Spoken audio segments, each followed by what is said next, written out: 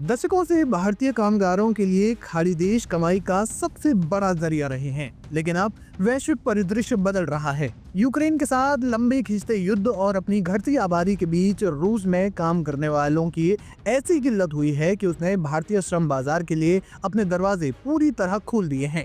पिछले 4 सालों में रूस जाने वाले भारतीयों की संख्या में बेतहाशा वृद्धि देखने को मिली है।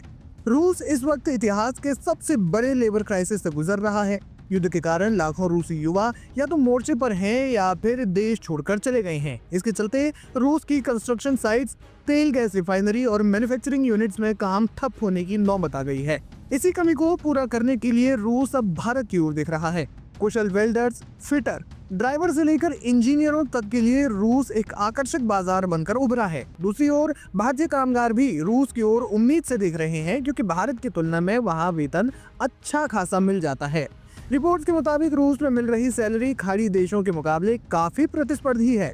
यहाँ न्यूनतम वेतन 50,000 रुपए तक है और अकुशल कामगार भी इस श्रेणी में आ जाते हैं। इसके बाद अगर आप कुशल हैं और आपको कुछ भी काम आता है तो आप यहाँ 1 लाख रुपए से ज्यादा भी कमा सकते हैं। वहीं वे लोग जो अपने काम के उस्ताद हैं, उन्हें 2 लाख रुपए से ज्यादा का वेतन मिल सकता है। रूस और भारत के बीच हुए हालिया लेबर मोबिलिटी समझौते ने इस प्रक्रिया को और भी तेज कर दिया है। कई रूसी कंपनियां अब सीधे भारत में आकर भर्ती कर रही हैं। हाल ही में रूस के राष्ट्रपति व्लादिमीर पुतिन भारत दौरे पर थे और इस दौरान दोनों देशों के बीच इस समझौते पर हस्ताक्षर हुए।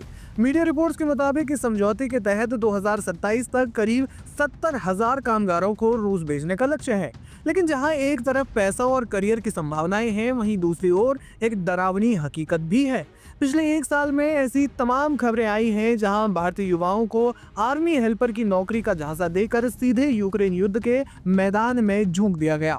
एजेंट सुरक्षित सरकारी नौकरी का वादा करते हैं, लेकिन वहां पहुंचते ही पासपोर्ट छीन लिए जाते हैं और रूसी भाषा में लिखे मिलिट्री कॉन्ट्रैक्ट पर साइन करा लिए जाते हैं।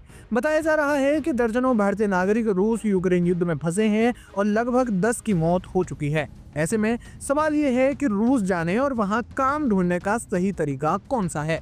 इसके लिए कुछ सावधानियां बरतनी जरूरी हैं, जैसे कि केवल भारत सरकार के immigrate.gov.in पोर्टल पर रजिस्टर्ड एजेंटों के जरिए ही जाएं। सरकारी संस्था NSDC के जरिए आ रही वैकेंसियों पर भरोसा करें।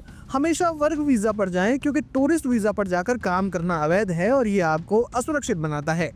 सुनिश्चित करें कि आपकी नियुक्ति मॉस्को या फिर सेंट पीटर्सबर्ग जैसे सुरक्षित क्षेत्रों में हो, न कि यूक्रेन सीमा के पास वाले इलाकों में। रूस निश्चित रूप से भारतीयों के लिए एक नया ड्रीम बनकर उभरा है, लेकिन यहाँ सावधानी ही सुरक्षा है। ऊंची सैलरी के लालच में अवैध एजेंटों के चंगुल में फंसना खतरनाक साबित हो सकता है। इससे आप तो परेशान होंगे ही, साथ ही भारत में बैठे आपकी परिजनों की भी नींद उड़ जाएगी।